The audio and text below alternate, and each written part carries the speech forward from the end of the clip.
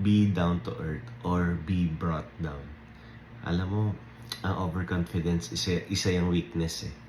Huwag kang maging overconfident sa skills mo. Pwedeng magaling ka magbenta, may kaya ka, madami ka material na bagay. Pero mas maganda yung isikreto mo lang kung ano yung meron ka, kung ano yung kaya mo. Mas may element of surprise eh. Alam mo yun, biglang mabibigla sila. Uy, magaling pala to. Uy, may talino pala to. Uy, may kaya pala to. Huwag mong sabihin na kung ano yung meron ka. Malaman nila ng kusa. Yung hindi ikaw yung tagapagbalita. And never outshine the master.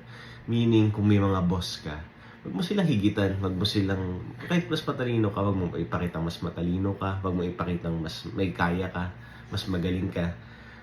Wag mo siyang wag mo siyang i-outshine. Wag ka maging overconfident. May mga alam siyang hindi mo alam. So, be humble always sa lahat ng bagay.